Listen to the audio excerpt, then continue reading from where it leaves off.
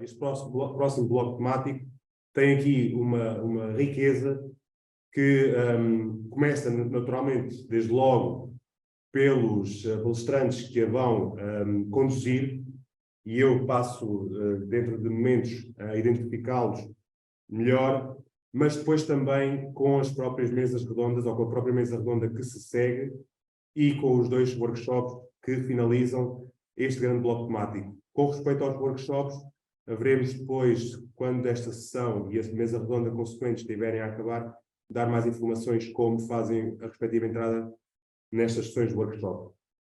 Então, como dizia, será agora importante fazer aqui uma apresentação dos nossos palestrantes desta conferência. É naturalmente um gosto, porque são também sócios e costumam também, do Panathlon, e costumam também fazer eles muitas intervenções no âmbito destas temáticas. Por um lado, temos Solange Guerra Bueno, ex-conselheira federal de Educação Física, também presidente, ou já foi presidente do Tribunal de Justiça Desportiva do Estado de São Paulo, pós-graduada em Direito Desportivo no Instituto Nacional de Educação Física da Catalunha e licenciada em Saúde e Educação Física na Universidade de São Paulo. É um gosto e estarei naturalmente muito atento à sua apresentação. Por outro lado, temos Alexandra Mestres, consultora Abreu Advogados, ex-secretário de Estado da Juventude e Desporto, ou seja, teve aqui no período 2011-2013, doutorado pela European Sports Law, Edge Hill University, Liverpool, mestre em Direito e Gestão Desportiva, mestre em Estudos Europeus, vertente jurídica, pós-graduado em Estudos Olímpicos, Logística e Ciência da Legislação e Estudos Jurídicos e Económicos da União Europeia. É docente ainda na Universidade Autónoma de Lisboa e na Escola Superior de Desporto de Rio Maior, e também docente convidado na Universidade de Vitória, na Football Business Academy, Universidade de Leida e ISD de Barcelona. É ainda membro do Comitê de Governança e Compliance do UEFA e do Comitê Internacional Pierre Coubertin. Também estou e vou ficar muito atento à sua apresentação, um professor com muito estimo, e sem aqui muitas mais demoras, dar aqui naturalmente conta da temática que vamos discutir. Portanto, o grande bloco temático tem aqui a inclusão e a igualdade numa vertente ou numa abordagem ético-jurídica como fundo, e é aqui, é exatamente para esta temática que convoco os nossos primeiros e dois palestrantes para fazerem aqui as suas respectivas apresentações. Passo então aqui a voz, ou neste caso a mão e a apresentação também à Solange, que nos fará então aqui o ponto de situação. Bom, boa tarde aos que estão no fuso do boa tarde, boa noite aos que estão no fuso do boa noite. É uma honra muito grande, eu agradeço imensamente o convite, agradeço o presidente Mário Almeida por essa iniciativa, agradeço o nosso presidente do Panathlon Brasil, o professor Pedro Pereira de Souza, que também me passou o convite, o professor Jorge, que já foi um dos palestrantes, que foi quem fez o contato, e principalmente ao Fábio Figueiras, que está aqui, como nosso presidente do comitê executivo desse Ética Summit, um evento que com certeza veio para ficar e se prolongar ad eternum, porque os temas estão sendo maravilhosos. A gente, aqui no Brasil, hoje, um pouquinho de correria, porque estamos no dia da nossa eleição de presidente e governador, então a gente teve uma correria. E um fato triste que aconteceu hoje com a gente aqui, a gente acabou de perder hoje o nosso tricampeão de boxe, o boxeador Eder Joffre, faleceu hoje, agora pela manhã aqui, para o esporte nacional é uma tristeza grande, ele era um herói, quase um herói nacional, né? E a gente teve essa perda no nosso esporte hoje. Esse tema que me foi passado realmente é pertinente porque ele fervilha, né, a partir do momento em que o esporte começou a ser tão divulgado, e a internet e a mídia, e principalmente pós a própria Olimpíada do Rio de Janeiro, até antes, a Copa de 2014, esses casos, né, ligados à inclusão e à discriminação e à exclusão começaram a ser, talvez, mais focados pela própria mídia mundial, né? E eu gostaria de começar falando sobre um pouquinho de uma introdução mais teórica, porque com certeza os meus amigos de mesa redonda, os meus amigos aqui, o professor mestre Alexandre aqui presente, vai com certeza nos abrilhantar com a sua fala, mas eu queria pegar num ponto, como a gente está falando da ética, né? E nas aulas e nas palestras de ontem e de anteontem, esse ponto da ética sobre o que devemos fazer, o que podemos fazer, né? Ficou bem claro. E também um dos professores de ontem, não sei se foi o professor Mário Almeida mesmo, ele deixou bem claro a variedade de pessoas, assim, de nível universitário, acadêmico, estudantes, todos participando aqui. Então, eu gostaria já de deixar bem claro que eu trabalho realmente num lado mais prático do esporte. Eu não tenho essa carga, essa bagagem toda acadêmica dos meus amigos aqui, que já passaram aqui pela essa mesa e que vão passar posteriormente a mim. Então, eu queria trazer um lado um pouquinho mais prático e numa linguagem mais simples, para explicar que, por vezes, a gente se pergunta, e todos nós gostamos de falar que nós não temos preconceitos, que nós não somos racistas, só que eu gostaria de mostrar um lado o lado inconsciente que nós temos no nosso cérebro, que ele vai trazendo e vai acumulando todas as experiências que a gente vai trazendo desde o nosso início na nossa vida, com crenças que são passadas pelas nossas famílias, por experiências que nós vivemos, e esse lado inconsciente do nosso cérebro fica ali acumulado como uma grande mochila que a gente vai pondo toda a nossa bagagem de vida dentro dele. E por mais que muitas pessoas se dizem e têm a certeza que eu não sou racista, eu não tenho preconceito, mas esse subconsciente no cérebro é uma coisa que você tem que procurar saber realmente se em algum lugar ali guardadinho, todos nós não trazemos alguma lembrança, alguma crença, algum estereótipo guardado, que por vezes inconscientemente aflora. E esse tipo de coisa, eu tinha uma professora que ela era muito legal, que ela costumava dizer que o problema não era você ter alguma crença ou algum estereótipo no seu inconsciente, que a grande vantagem é que a gente pode mudar, mas para a gente mudar, a gente tem que saber e se conhecer se a gente traz alguma dessas bagagens e a gente estar aberto a essas mudanças e a evoluir. Porque a sociedade hoje não nos permite mais algumas atitudes, algumas falas, algumas demonstrações que nos leve a essa parte de não incluir e diferenciar pessoas por sua raça, ou pelo seu gênero, ou pelo seu nível social, ou por uma deficiência física, uma deficiência mental. E a civilização, a sociedade já está tentando passar para um outro nível, onde as pessoas, pelo menos, tentem se melhorar como pessoa, como participante de uma comunidade, né? O nosso cérebro, voltando a esse assunto, para a introdução dos nossos amigos que virão depois, ele realmente ele tem uns gatilhos inconscientes, como eu disse. Isso é estudado na psicologia, na psiquiatria, são gatilhos inconscientes, né? A nossa tendência, a tendência do nosso cérebro é a gente sempre buscar, desde das cavernas, a gente sempre buscar não estar ameaçado e se sentir seguro. É uma questão de sobrevivência isso. E o nosso cérebro, desde criança, ele vai acumulando o que para a gente se sentir seguro e não se sentir ameaçado. Às vezes, quando a gente entra numa sala e a gente dá aquela olhada numa festa ou em algum lugar, a gente dá aquela olhada geral, a gente tenta ver primeiro se a gente conhece alguém ali na festa para tentar achar o nosso grupo.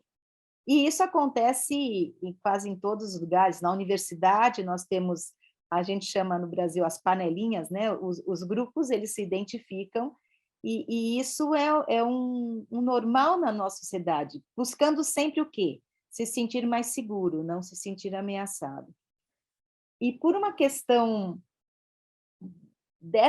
quando a gente encontra uma pessoa de um outro país ou um estrangeiro, que aí vem, né, que começa ali toda a nossa questão de excluir por xenofobia, né? A xenofobia é a gente, no esporte, a gente está ainda vivenciando isso nos jogos de futebol, quando um atleta estrangeiro chega num time, ou em qualquer atividade chega um atleta estrangeiro, essa xenofobia, talvez assim, para se defender e não se sentir ameaçado, quem tem isso enraizado, de uma hora para outra, numa fala, numa frase, vai aflorar.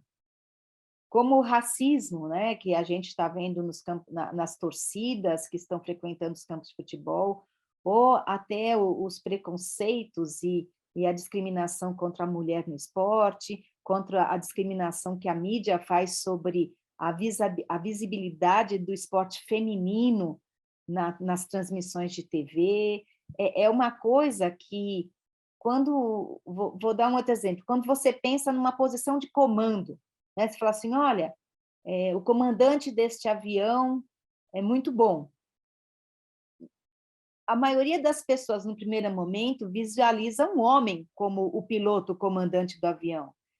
Quantas vezes a gente pega um avião que existe uma comandante do sexo feminino e a gente acha aquilo uma coisa diferente, né? Uma comandante do avião. Então, por exemplo, cargos de chefia, cargos de direção, lideranças, geralmente os nossos estereótipos já visualizam geralmente um sexo masculino. Isso, com certeza, os nossos amigos vão tratar mais para frente. Mas, por exemplo, um exemplo do Brasil. A sociedade hoje no Brasil, 56% é raça negra. São pretos ou pardos, negros ou pardos. Você pega, por exemplo, deficientes físicos, são 23% da população. Você pega mulheres, 51% da população. Mas, quando a gente vai para ver os cargos de chefia, de comando, a visibilidade na mínima com relação ao esporte, a gente ainda tem muito a galgar, muito a crescer quanto a isso. Por isso que eu falo, às vezes, meio inconsciente, o próprio cérebro do ser humano, por diferenciação, vai pondo esse pessoal, essa minoria, não minoria talvez por quantidade, mas uma minoria por chance de aparecer nas empresas, nas universidades, no esporte. Isso eu falo na sociedade em geral, né? Tem uma frase de uma autora, não me lembro, que ela fala assim: a diversidade é você convidar todo mundo para um baile, vamos todos para o baile. E a inclusão é você convidar aquela pessoa para dançar. Isso ficou na minha cabeça uma vez, eu achei muito, muito, muito significativa essa comparação. A diferença de você convidar e fomentar o esporte, trazer todos para o esporte, mas isso você está realmente tentando diversificar, é a diversidade do esporte, mas a inclusão só vai se dar quando esses atletas, essas pessoas, tiverem a chance de bailar como todos os outros, na mesma condição que os outros, né?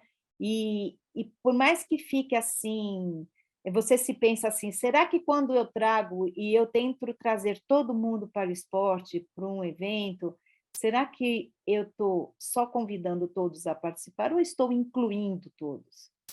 Né? Essa questão da inclusão é que vai dar essa integração, né? Porque a exclusão é pacífico. É tipo assim, eu não quero nenhuma mulher na minha equipe. Isso é exclusão, isso não tem nada a ver com a parte inconsciente do seu cérebro, é exclusão, ponto. A parte inconsciente está quando você pensa em integrar as pessoas naquela competição. E a parte da inclusão está realmente quando você fala, estão todos juntos, nas suas multidiferenças, nas suas multiformas, multicores, e todo mundo participando e incluídos naquela competição, naquele evento. Principalmente quem trabalha, como é o meu caso, com o esporte público, quando você trabalha para o governo, né, que é o meu caso. Não é mais cabível você ter, em nenhum momento, alguma questão de exclusão de um cidadão que queira praticar, uma vez que a legislação, como bem disse nas palestras de ontem, lei tem para todos os gostos e abrangendo tudo. Agora, pôr em prática essas leis, ter quem cobre essas leis, quem fiscalize a efetividade dessas leis, por exemplo, aqui eu poderia falar de um aspecto ético-jurídico da inclusão e da igualdade, N leis, começando pela lei máxima, que é a Constituição, e indo até as leis específicas de um Código Brasileiro de Justiça Desportiva. Na legislação está tudo lá, tudo certo, tudo perfeito. Mas e a efetividade disso? Será que realmente essas pessoas estão só convidadas para o baile ou será que elas também estão convidadas a dançar no baile? Né? Realmente, esse sistema inconsciente que nós temos no cérebro das pessoas, dos líderes, dos comandantes, das comandantes, né? Essas crenças que nós vimos acumulando esses estereótipos, elas realmente que vão dar toda esse lado de inconscientemente você ter que descobrir se realmente os seus líderes, né, possuem essa cabeça aberta para a mudança. A gente vê, por exemplo, o Comitê Olímpico Internacional, né, na questão da participação feminina, por exemplo, vamos pensar, a questão da participação feminina em Jogos Olímpicos, que é um ponto sempre de estudo, né? Em Londres, na Olimpíada de Londres, nós tivemos assim uma festa quando tivemos todas as equipes com participação feminina em todas as delegações, né? Foi comemorado assim pela essa turma que briga pela participação feminina nos Jogos, foi realmente uma festa. Em Tóquio, nós já tivemos 48% dos jogos com participação feminina, né? Uma coisa que também foi um recorde. Londres, se não me falha a memória, foi 43%, Tóquio já subiu para 48%. Né? Então, uma coisa que nos primórdios nós sabíamos que o próprio Barão de Coubertin achava que, não por um cunho talvez machista, mas por um cunho para a época, né, 1900, era realmente, ele achava que a mulher iria vulgarizar os jogos, né? Era uma visão dele da pessoa que foi o criador, o mentor, né? Então, nesses anos todos, a gente percebe uma evolução. Nessa questão feminina, como eu falo, não que as mulheres não participassem, mas talvez a regulamentação das modalidades é que chegou um pouquinho atrasada. No Brasil, a gente fala que foi até subversivo, porque, por exemplo, na questão do futebol feminino, tinha as meninas até 900 e até década de 80, era proibido o futebol feminino. Proibido que eu digo assim, se aparecesse a polícia, tinha que sair correndo, porque chegava a ser presas. Né? Então, coisas para nós recentes que foram chegando. E aí você fala assim, por que as nossas lideranças, os nossos comandos trazem esses estereótipos ainda? Para os dias atuais, isso já não está sendo aceito. Né? A gente vê a polêmica que está sendo aí dos atletas trans, né? no esporte. Existe toda uma questão científica, médico-científica, biológica, esportiva, de desigualdade, de equidade e etc., que é uma questão que está em discussão e ainda não se bateram um martelo por essa questão. Mas questões de racismo, xenofobia, mulher participando, fomentar o esporte para toda a população, o esporte e lazer como um direito fundamental do ser humano, né, em todas as legislações. Nós sabemos que ainda alguns países árabes existe uma certa restrição com questões de modalidades esportivas em relação ao gênero, mas isso é uma minoria, né? Assim, a grande comunidade do esporte mundial não pode mais ter exemplos, né, de preconceitos, de estereótipos que excluam, ou melhor, que não deixem a inclusão ocorrer no esporte. Isso tanto jurídico, como questão ética, como direito fundamental do ser humano. Por isso a questão do trans está tão em voga, e porque vira uma questão tanto social como científica, né, de biológica. E quem sabe essa discussão venha, quando se chegar a um patamar aí mais eu acho que ainda está um pouquinho longe, né, de se chegar a um ponto final nessa discussão, porque tem muita coisa para se discutir, né? Eu acho que a grande vergonha, assim, hoje, né, da nossa sociedade, das pessoas de comando e de liderança, a grande vergonha realmente é sempre se você não tentar melhorar. Eu acho que todo mundo tem a chance de tentar melhorar, de ampliar sua consciência, mas para isso você precisa conhecer se você traz alguma coisa em seu subconsciente na hora de você comandar. E isso vale para todas as lideranças e comandantes do esporte mundial, né? E não só do esporte, como de todas as áreas, né? Lógico, mas a gente aqui mais chamando para o esporte, né? Eu vou dar um exemplo para vocês, assim, desses estereótipos, por exemplo.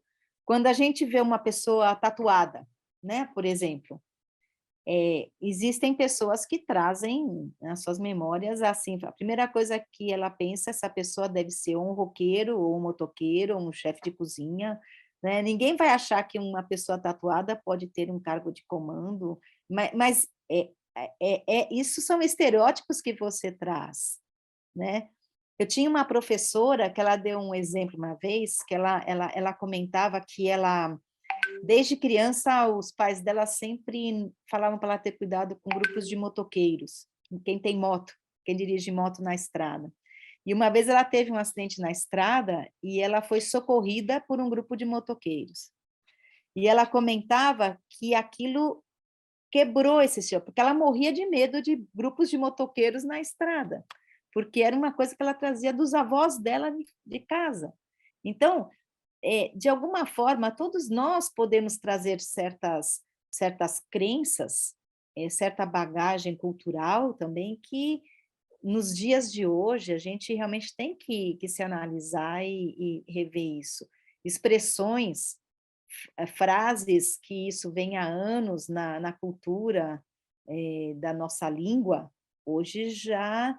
meu irmão é jornalista, né? Então, ele percebe assim quantos cursos eles tiveram que fazer. Ele trabalha na TV, em comentarista esportivo.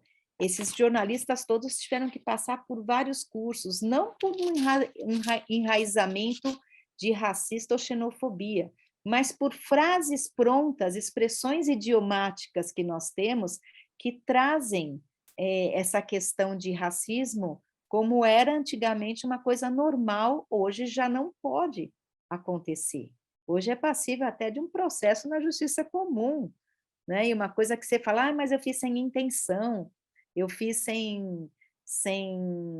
não tive a intenção, não tive vontade de falar isso, é porque saiu sozinho, né? Então, eu gostaria só de deixar aqui aberto para as próximas palestras essa questão de que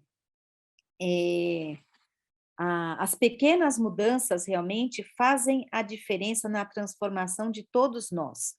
Por mais que nós nos sintamos sem nenhum grau de racismo ou preconceito, todos nós temos que, primeiramente, nos olhar E isso vai fazer um reflexo para a questão ética, para a questão jurídico-formativa do esporte.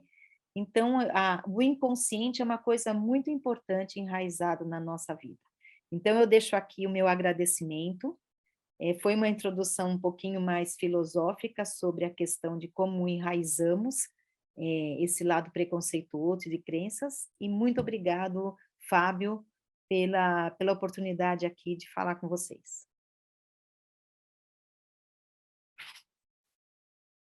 Solange, obrigado pela participação. Certamente que ficámos todos com muitas ideias e imaginámos também os exemplos que foi dando e pensámos também como é que nós, perante situações semelhantes, pensaríamos e agiríamos e possivelmente já nos colocámos a todos perante situações dessas. E agora vamos, sem aqui grandes demoras, passar para o Alexandre Mestre, que fará também aqui uma apresentação sobre esta temática. Muito obrigado. Boa tarde, Fábio. Boa tarde ao Panátil Clube de Lisboa, ao Fábio e, naturalmente, ao Presidente Mário Almeida, os meus cumprimentos e os meus agradecimentos pelo convite para participar neste evento e felicitá-los pela ideia do evento, pela concepção do evento. Não é fácil conceber um evento desta dimensão que de facto tem uma diáspora e chega à diáspora, e também cumprimentar todos os que estão a assistir. Um cumprimento naturalmente muito especial também para a professora Solange Bueno, cujo trabalho sigo também com muito cuidado e atenção, e passava de imediato uma pequena também visão que procura ser também enquadradora daquilo que possa servir para a discussão na mesa redonda. Este tema é de facto muito vasto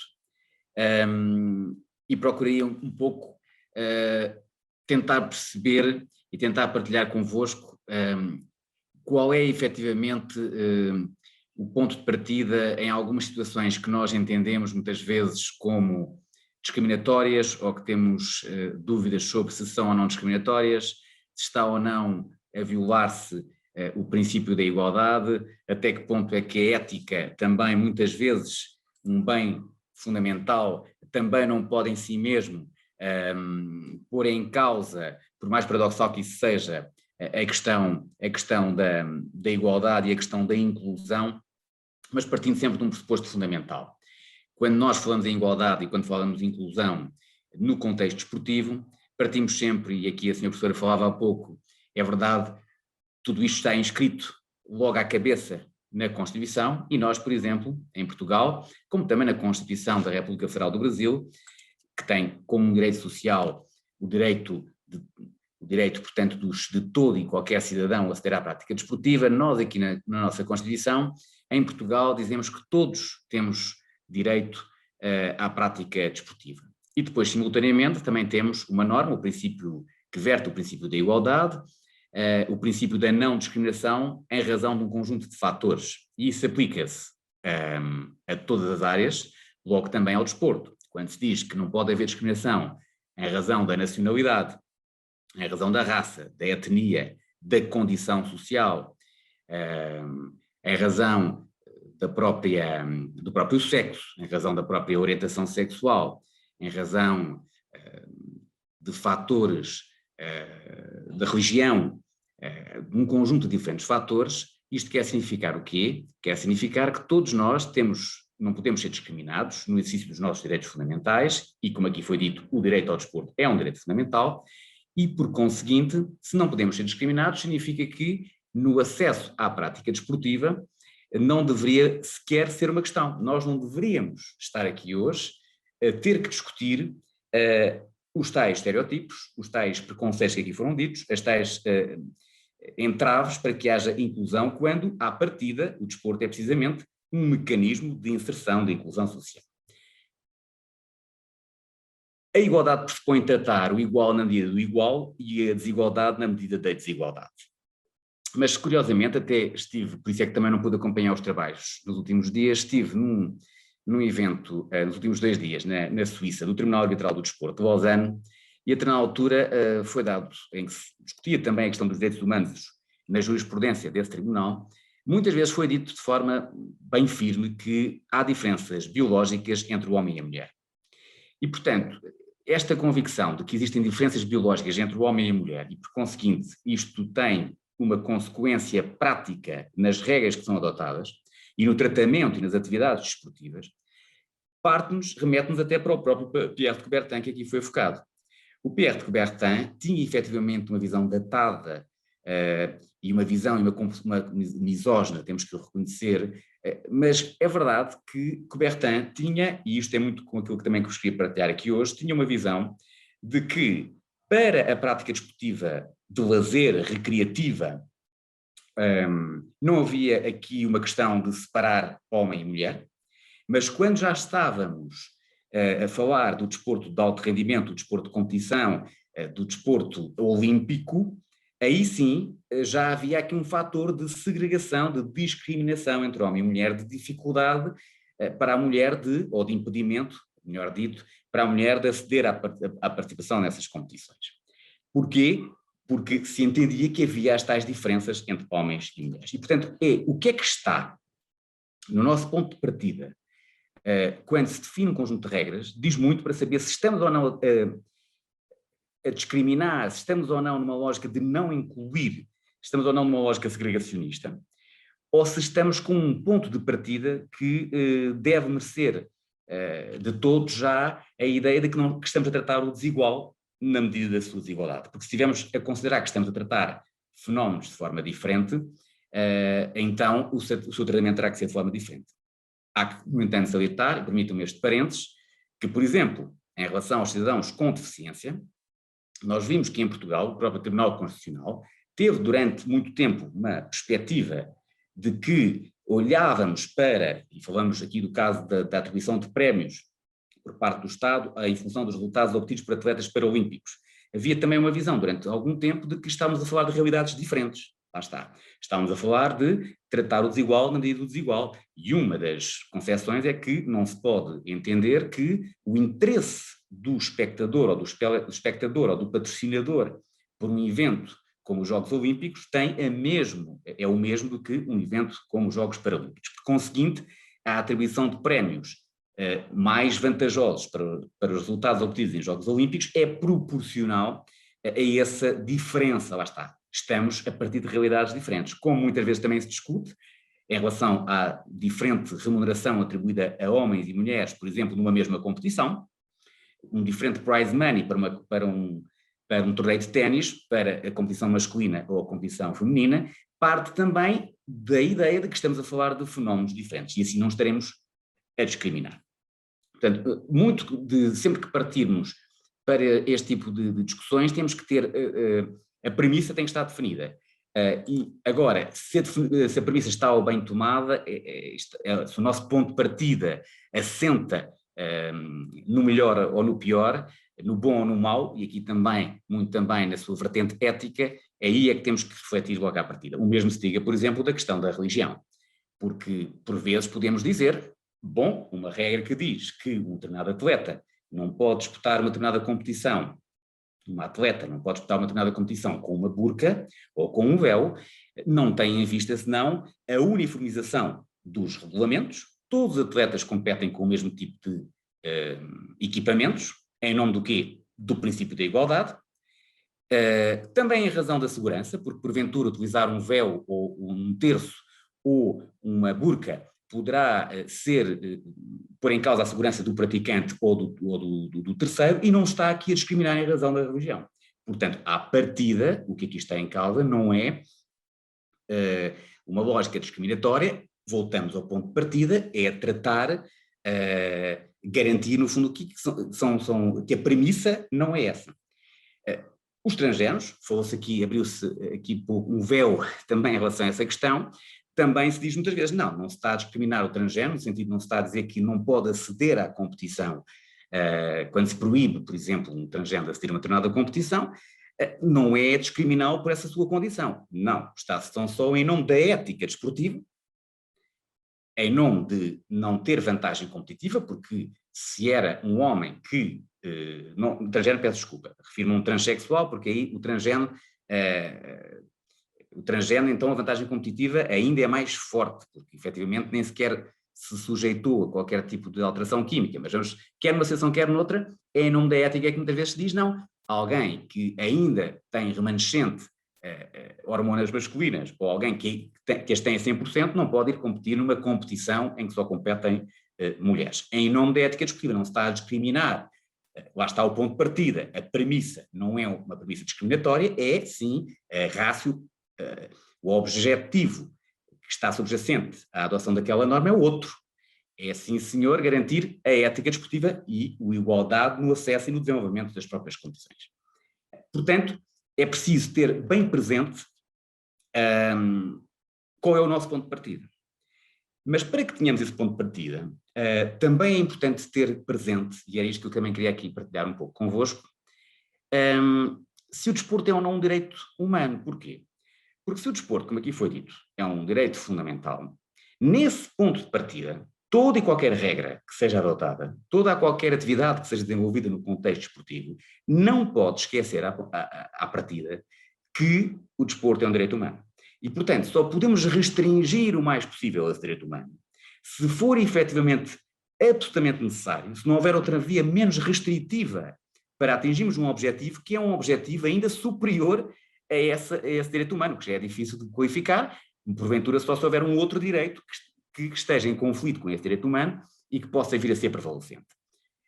Mas temos que ter presente isso para perceber que temos que evitar ao máximo criar normas restritivas que depois possam impedir muitos de nós de podermos aceder à prática desportiva.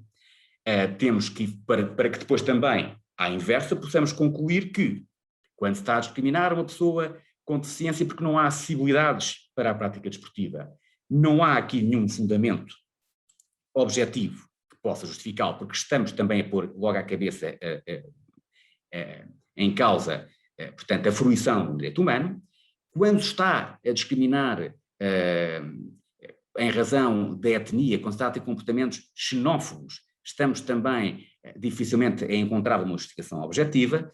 Comportamentos homofóbicos também dificilmente estamos a encontrar uma justificação objetiva. Comportamentos que vedem o acesso a mulheres a uma determinada competição é necessário, e pense no caso da nossa Inês Henriques, de Rio Maior, quando ela chama a atenção, mas porquê que numa competição como os Jogos Olímpicos existe uma prova para o setor masculino e na minha mesma modalidade, na minha mesma prova, não existe para o setor feminino. Tem que haver efetivamente uma justificação verdadeiramente objetiva para que nós possamos dizer que não há uma discriminação, porque está em causa a violação do direito humano. E isto depois tem consequências várias do ponto de vista da defesa dos próprios atletas. E, portanto, há ou não aqui um direito humano. Estamos a falar de uma atividade humana, logo à partida, e, portanto, e o homem põe aqui em jogo o seu bem mais precioso. E o seu bem mais precioso é o corpo. E só aí já poderíamos dizer que já havia uma razão séria para defendermos que estamos aqui perante um direito humano. E depois, há que ouvir os atletas. E os atletas, há uma associação que conhecerão, a World Players Association, que tem um documento, World Player Rights Policy, em que a dado ponto nos diz que os atletas são primeiro pessoas e depois atletas. Consequentemente, estão na interseção entre o desporto e os direitos humanos. Portanto, nunca nos esqueçamos também, quando tivemos neste tipo de debates, sem prejuízo da especificidade do desporto e sem prejuízo daquilo que comecei por dizer logo no início, de que por vezes há um conjunto de objetivos que presidem a adoção de regras que não é para discriminar. Às vezes também é em abono da própria prática desportiva, às vezes é também para que haja igualdade no acesso à prática desportiva. Mas não esqueçamos que eles são seres humanos à partida. A Seménia, a tal atleta intersexo, à qual uma regra desportiva, será aqui certamente falada hoje, impõe que consuma artificialmente, recorra artificialmente, portanto, a medicação para diminuir o seu nível de testosterona. Essa atleta, essa regra que é imposta a essa atleta, leva a que a atleta diga, não esqueçam que eu antes de ser atleta sou cidadã, sou uma pessoa e depois sou também uma mulher. Portanto, há aqui vários tipos de situações em que nós podemos dizer assim, está a ser segregada, está a ser discriminada, não há inclusão, há desigualdade e, portanto, a nossa discussão tem que partir sempre de tentar saber, há ou não aqui violação do direito humano, ou a partir do que está aqui em causa é evitar que, apesar de serem condições endógenas do seu próprio corpo, haja desequilíbrio competitivo e não haja verdadeiramente, e que ela tenha uma vantagem competitiva. Mas a verdade é que não deixa de ser o praticante esportivo, mas a montante é um ser humano. O desporto é de facto direto à pessoa humana, decorre, e daí deve também decorrer que o ser humano deve ter o direito a praticar o desporto da sua escolha.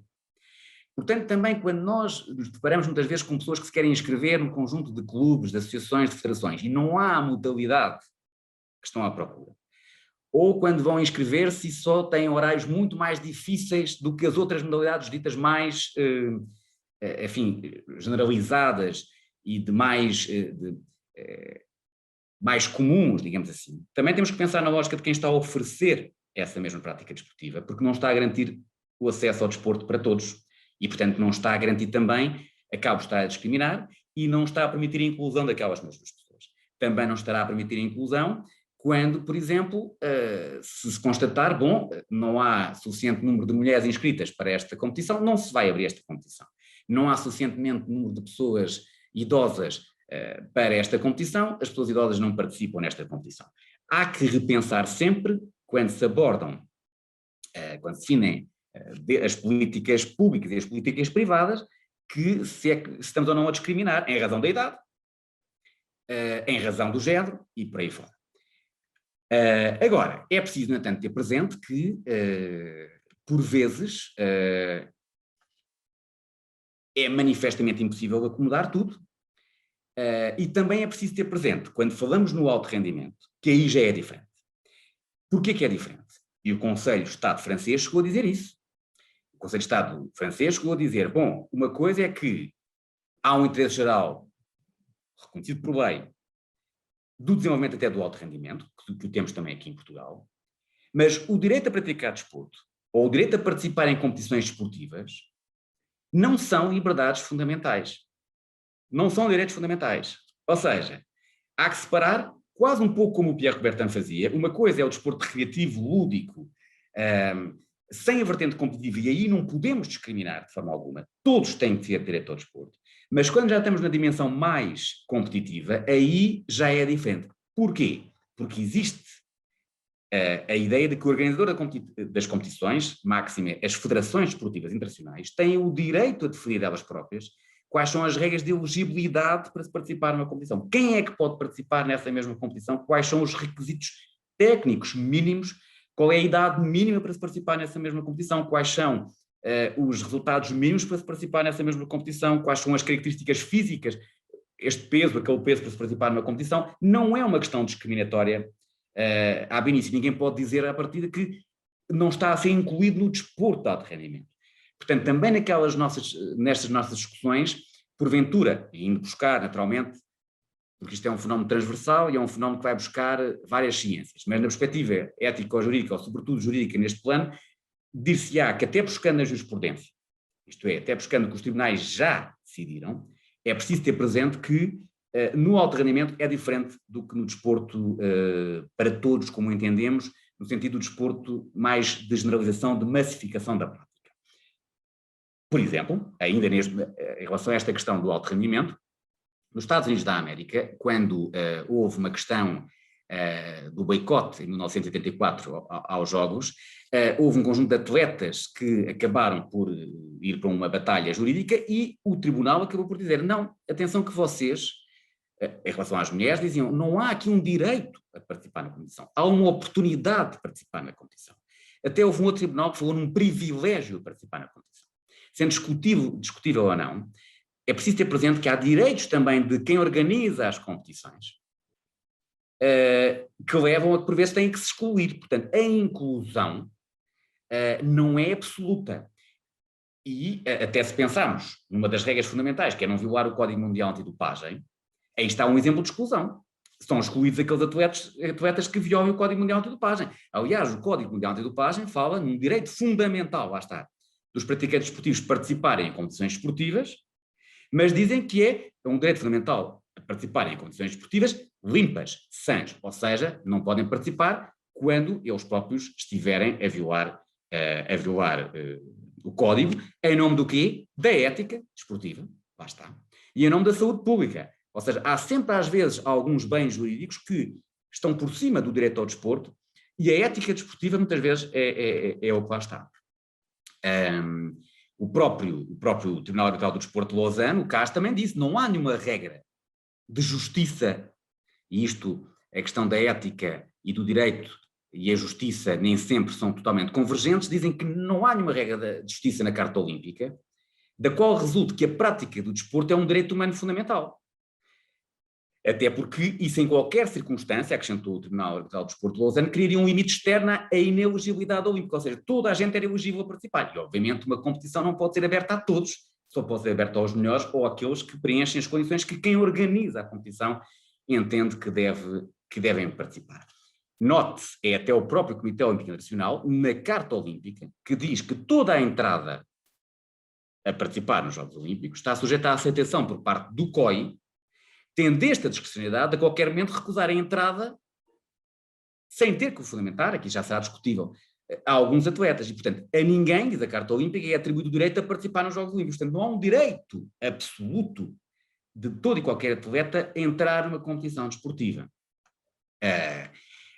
Um último exemplo. Voleibol, a Federação Internacional de Voleibol, chegou, a sua comissão de ética, chegou também a dizer a determinada altura que, muito bem, o direito ao desporto é um princípio fundamental. A Carta Olímpica até o reconhece, e não reconhecem os instrumentos estatais, mas a Carta Olímpica reconhece-o como um direito humano. Mas, apesar de haver essa noção de desporto para todos, estou a citar a própria Federação Internacional de Voleibol, apesar disto, há um desporto de alto nível ou de nível internacional, e esse, naturalmente, tem que estar sob a reserva dos limites fixados pelas próprias federações internacionais. Portanto, isto para dizer o quê? Que, no fundo, as federações esportivas internacionais têm aqui um papel de também excluir, de também não incluir todos. Logicamente que isso já não pode acontecer no desporto lúdico, recreativo, informal, porque aí a natureza do direito humano é uma natureza verdadeiramente absoluta. E, portanto, é aí que a não discriminação, eu não posso negar a prática desportiva a um cigano porque ele é cigano. Eu não posso negar a prática desportiva a um cidadão negro porque ele é negro. De maneira nenhuma podemos ir por aí. Também no alto rendimento, esses não podem ser critérios, mas no alto rendimento, se tiver a ver com elegibilidade a participar na competição, com critérios proporcionais e que não sejam manifestos e que sejam objetivos em razão da organização da própria competição, então aí sim é efetivamente, objetivamente justificado. Portanto, e para terminar aqui a minha intervenção e procurando, espero que eu tenha conseguido, minimamente, que ela possa também enquadrar aqui um pouco a nossa discussão em relação à inclusão e em relação à igualdade. Quando abordamos a possibilidade de qualquer um de nós que aqui está, ou os nossos amigos, a nossa família, de praticarem desporto, se não tivermos num domínio regulamentado, competitivo, formalizado, federativo, por aí fora, o direito ao desporto para todos, no sentido geral, não pode, é um direito humano, deveria ser assim consagrado, deveria estar previsto em todas as constituições pelo mundo fora, como um direito fundamental, e não há aí razão, de forma alguma, nenhuma justificação objetiva para segregar, discriminar, excluir. No entanto, temos que, perceber, por vezes, quando estamos a discutir alguns casos mais mediáticos, de algumas regras, em que nos parece à partida que pode haver logo uma discriminação em razão da religião, da nacionalidade, dos jogadores estrangeiros que não possam atuar, por exemplo, o caso da Seménia, por aí fora, temos sempre que ir às vezes mais fundo e partir também desse pressuposto. No desporto competitivo, abre-se, no entanto, aqui uma porta para que as regras federativas, desde que não haja verdadeiramente uma discriminação desproporcionada ao objetivo perseguido, há a haver algum carisma de exclusão e de não haver 100% da igualdade que, à partida, nós esperaríamos que fosse inerente à prática desportiva. Portanto, há aqui dois balizamentos que eram, curiosamente, fosse essa ou não a intenção de Coubertin à época, aquilo que Coubertin separava em relação às mulheres. A discriminação em relação às mulheres estava projetada para o fator competitivo e não estava para o fator de prática desportiva informal, não competitiva. E muito obrigado e espero não me ter alongado muito na minha intervenção. Muito obrigado. Tenho a agradecer muito a apresentação dos dois, porque de facto julgo que ficámos com mais perguntas e mais vontade de saber mais do que talvez já tínhamos, e isso por sua vez já é difícil, porque sei que temos aqui uma plateia que tem vindo a crescer ao longo destes últimos minutos, desde que arrancámos com esta mesa. Portanto, temos aqui de facto muita informação que foi discutida, não só no plano filosófico, mas também depois no plano mais jurídico, num plano também mais, também para se perceber um bocado como é que tem sido também as decisões a nível dos tribunais arbitrais também internacionais, e portanto houve aqui naturalmente uma excelente, diria eu, condução destes vários planos a nível da inclusão e da igualdade que hoje discutimos neste bloco temático. E ficámos também a perceber que este tema não é de todo fácil, nem é de todo assim tão simples como por vezes parece ser, e como por vezes exigimos que seja tratado. E isso naturalmente que nos tem que levar a refletir, tem que nos levar a discutir, e é isso que nós estamos aqui hoje a fazer. E é por isso que também esta próxima mesa redonda acaba por ser um excelente complemento, porque de facto vamos ter aqui mais duas pessoas, dois colegas, dois palestrantes, que vão poder também partilhar um pouco connosco as suas experiências também, dentro do conhecimento e naturalmente dentro da experiência que também conseguiram ter, e vamos conseguir certamente ter aqui uma mesa redonda de muito debate saudável. E é isso que propunha, é isso que discutimos em off, e é esse o desafio que vos lanço, passamos desta mesa redonda, uma verdadeira mesa redonda, em que este público, todos estes inscritos que estão neste momento a assistir, consigam de facto ver ainda mais, ainda maior, claro, um conhecimento que já é muito grande.